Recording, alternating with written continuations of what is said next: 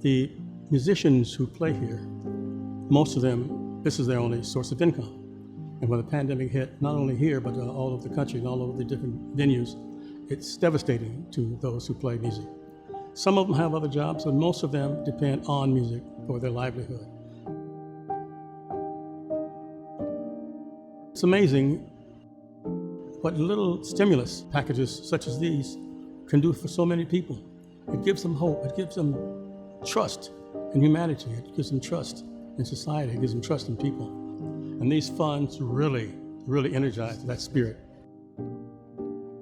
The pandemic greatly affected the work that we did at the Booter Center.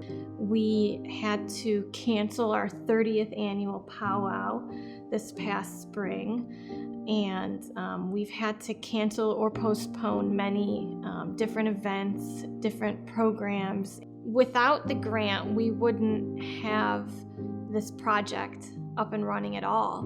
We now have the capacity to create our brand new Indigenous storytelling project for the fall. We're not going to be able to do the things that we have always done during Native Heritage Month, and so without the grant, we would not have the capacity to create this new project. As with other cities across the United States, the City of St. Joseph revenues have taken a big hit because businesses were closed.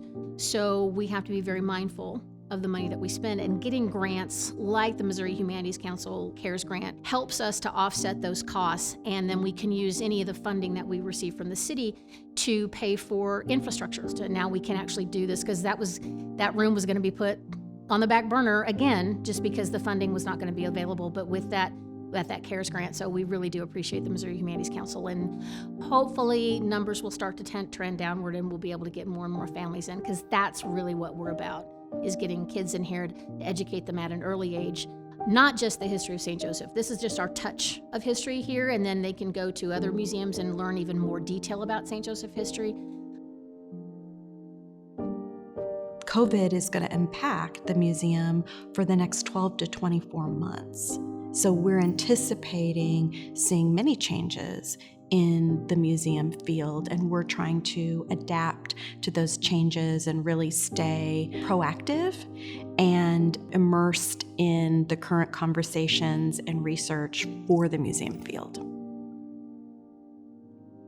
We went into spring thinking this was going to be like all other springs, and it was going to be very busy because we always have our spring education programs. And during that time, we bring in about 1,000 school children from the region. This year, that did not happen. And so we had to pull the plug on the entire spring education program. We were really in a bind. We used that income to build our programs for the following year. They say where there are challenges, there are opportunities, and so that's what we've been doing. And we've been finding new ways to tell our story. We're working on virtual events, but then also helped us put a fast start on our Museum in a Box program, and some other initiatives that we had been thinking about had just never found the time to do. And now, of course, we're making the time to do those things, and with the funding, we're able to do that.